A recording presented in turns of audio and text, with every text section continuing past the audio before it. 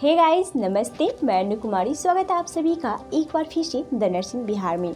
आज का हमारा टॉपिक है कि गर्भनिरोधक गोली कैसे काम करती है, उसके नुकसान और उसके क्या फ़ायदे हैं, और अगर एक दिन आपका टैबलेट छूट जाता है तो आपको कैसे उसको कंटिन्यू करना चाहिए। तो चलिए शुरू करते हैं। जैसा कि आप सभी जानते हैं कि गर्भनिरोधक के बहुत सारे उपाय हैं, जैसे कि कॉन्डम, कॉपर टी और इंजेक्शन और इमरजेंसी पिल और फिर रेगुलर बेसिस पे यूज़ करने वाले पिल्स। तो जैसे कि अगर कॉपर टी है तो कॉपर टी का यूज़ तब किया जाता है ज़्यादातर जबकि आपका एक बच्चा हो गया है और दूसरे बच्चे के बीच में अंतर रखना, एक और दूसरे बच्चे के बीच में जब अंतर रखना हो तो उसके लिए कॉपर टी बेस्ट होती है। लेकिन आप सभी को पता है कि हर एक चीज़ का साइड इफ़ेक्ट होता है। अगर किसी चीज़ का अच्छा है तो उसका बुरा भी है। उसी तरह अगर कॉपर टी अच्छा है, आपको ये जो है 99% तक आपके गर्भ को रोकता है होने से, लेकिन इसके नुकसान भी है। इससे आपको स्पॉटिंग होती है, स्पॉटिंग ब्लीडिंग हो सकती है। अब बात करते हैं कॉन्डम की। तो कॉन्डम जो है वो एक बहुत ही अच्छा उपाय है गर्भनिरोधक का, लेकिन इसका जो है बहुत सारे लोग उपयोग नहीं करते हैं। साथ ही कभी कभी ये जो कॉन्डम फेल्योर भी हो जाता है कॉन्डम फटने की वजह से, ठीक है। तो ये भी एक है। और बात करते हैं दूसरे की, तो वो है आपको इमरजेंसी पिल, जिसे कि हम रोज़ यूज़ नहीं कर सकते हैं। वो हम साल में 3 से 4 बार यूज़ कर लें, वो बहुत ज़्यादा हो गया, ठीक है। चलिए सबसे पहले हम लोग ये समझेंगे कि बेबी कंसीव कैसे होता है और फिर टैबलेट किस तरह से आपके बॉडी में काम करती है।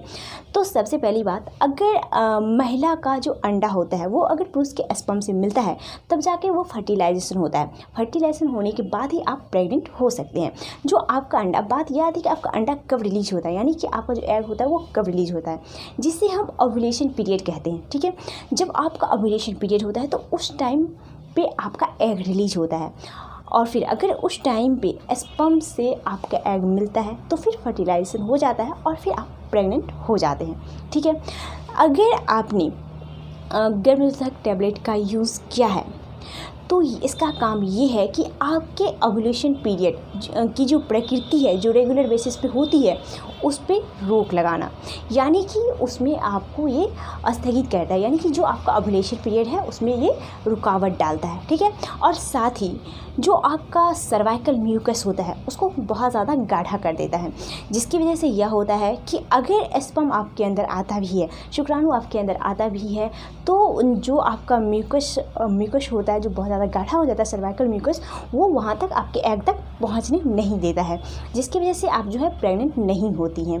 क्योंकि जो आपका एक एंटीसेप्टिक पिल्स होता है ये जो है आपके हार्मोन के लेवल पे काम करता है, यानी कि ये आपके हार्मोन पे काम करता है। तो इसका मतलब ये है कि आपको जो कंट्रासेप्टिव पिल जो भी आप यूज़ करते हैं, जिस भी ब्रांड का आप कंट्रासेप्टिव पिल यूज़ करें, विदाउट डॉक्टर्स की सलाह के नहीं यूज़ करें, क्योंकि सबकी जो प्रकृति होती है, मतलब जिस भी महिला की जो हार्मोन्स का जो लेवल होता है वो अलग अलग होता है। सभी महिला का हार्मोन का लेवल अलग अलग होता है, इसलिए आप पे कौन से कंट्रासेप्टिव पिल सूट करेंगे यह भी बात निर्भर करती है।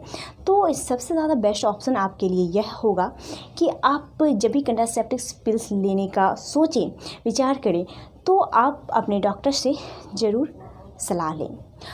चलिए अब हम बात करते हैं कि गर्भनिरोधक गोली को कैसे खाएं। तो सबसे पहली बात, जब भी आप किसी भी ब्रांड का गर्भनिरोधक टैबलेट का यूज़ करते हैं तो उसमें उसका दिशा निर्देश दिया हुआ रहता है, उसे काफ़ी गंभीरतापूर्वक आप पढ़ें। साथ ही जो भी आपके डॉक्टर आपको निर्देश देते हैं उसको भी काफ़ी गंभीरता से पालन करें। साथ ही अगर जब आप उस टैबलेट को खोलेंगे, उसके पैकेजिंग को जब आप खोलेंगे तो उसके पीछे उसका पूरा डिटेल्स दिशा निर्देश जो है वो दिया हुआ रहता है कि आप उसको कैसे यूज़ करें। जैसे कि मैं आपको यहाँ पर दिखा रही हूँ, आप इसके पीछे देखिए। जैसे कि अगर आपको स्टार्ट करना है, जिस दिन मान लीजिए कि आज आपका पीरियड आया है, ठीक है, तो आज से अगर आपको स्टार्ट करनी है तो उसमें स्टार्ट का ऑप्शन दिया हुआ रहेगा, ठीक है। स्टार्ट वहाँ पे देखिए लिखा हुआ है साइड में, ठीक है। इसके बाद वो जो है एरो के साथ इंडिकेट किया गया है 1 डे, 2 डे, 3rd डे, मतलब आपको जिस दिन आपका पीरियड शुरू है उस दिन से आपको स्टार्ट करनी है टैबलेट, ठीक है। वो पूरे 21 दिन का कोर्स होता है, आपको पूरे 21 दिन तक उस टैबलेट को यूज़ करना है। साथ ही आपको जो है उसमें 5-6 दिन का गैप होता है, जिस बीच में आपका दोबारा से पीरियड आएगा। इसके बाद फिर जब पीरियड स्टार्ट हो तो फिर से आपको उस टैबलेट को कंटिन्यू रखना है, ठीक है। अगर मान लीजिए इस बीच में 21 दिन का जो कोर्स है आपका, इस बीच में अगर आप भूल गई हैं टैबलेट खाना, तो ऐसे कंडीशंस में क्या करें।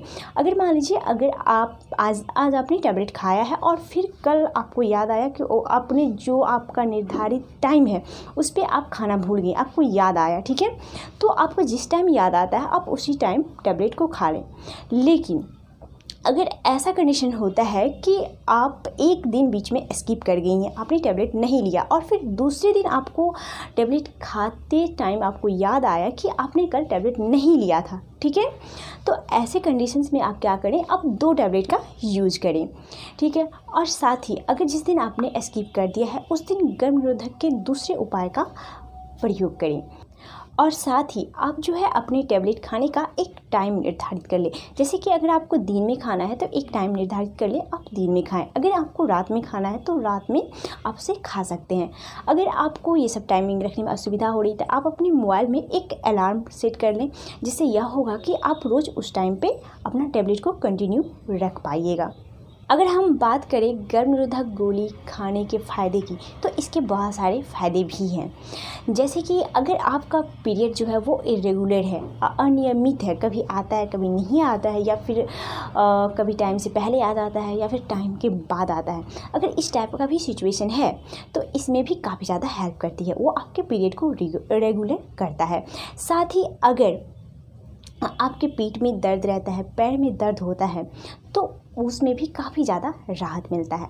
और बात करें इसके साइड इफ़ेक्ट्स की, तो इसका कुछ गंभीर साइड इफ़ेक्ट जो है नहीं देखा गया है। हालांकि कुछ साइड इफ़ेक्ट्स है, जैसे कि ब्रेस्ट टेंडरनेस होना, आपके ब्रेस्ट में दर्द हो सकता है, और साथ ही आपको उल्टी हो सकती है, मितली हो सकती है, ये सब कॉमन समस्याएं आपको आ सकती है। लेकिन ये सब जो है तत्काल प्रॉब्लम्स है, फिर बाद में जो है आप ठीक हो जाएंगे। लेकिन हाँ, अगर ये सारे प्रॉब्लम्स आपको बहुत ज़्यादा हो, एक्सेस हो, तो आपको तुरंत अपने डॉक्टर से मिलना चाहिए। गर्भ निरोधक गोली लेने से पहले कुछ बातों का आपको ध्यान रखना चाहिए। जैसे कि अगर आप हाई ब्लड प्रेशर के पेशेंट हैं, या फिर आपको लीवर संबंधी कोई समस्या है, या फिर हार्ट संबंधी कोई समस्या है, तो फिर आपको इस टैबलेट का यूज़ नहीं करना चाहिए। और साथ ही अगर आपको ब्रेस्ट कैंसर है तो भी, अगर ये सारी समस्या है तो आपको अपने डॉक्टर के सलाह के अनुसार ही आपको इस टैबलेट का यूज़ करना चाहिए, अदरवाइज़ आपको यह टैबलेट यूज़ नहीं करना चाहिए। साथ ही ऐसे लोग जो कि बहुत ज़्यादा मोटे हैं, ऐसी महिलाओं को भी यह टैबलेट यूज़ नहीं करना चाहिए, क्योंकि उस पर ये काम नहीं करता है, ज़्यादा असरकारक नहीं होता है। अगर फिर भी आप यूज़ करती हैं तो अपने डॉक्टर से सलाह ज़रूर लें, ये आपके लिए बहुत ज़्यादा नेसेसरी है। और साथ ही ये जो है आपको किसी भी STD डिजीज़ से नहीं बचाता है, यानी कि यौन संक्रमित रोग से आपको नहीं बचाता है। इसी के साथ आज का हमारा यह वीडियो यहीं पे समाप्त होता है। मिलते हैं दूसरे वीडियो में दूसरे टॉपिक के साथ। तब तक आप अपना ख्याल रखें और स्वस्थ रहें। स्वस्थ भारत, समृद्ध भारत, एक कदम स्वास्थ्य की ओर।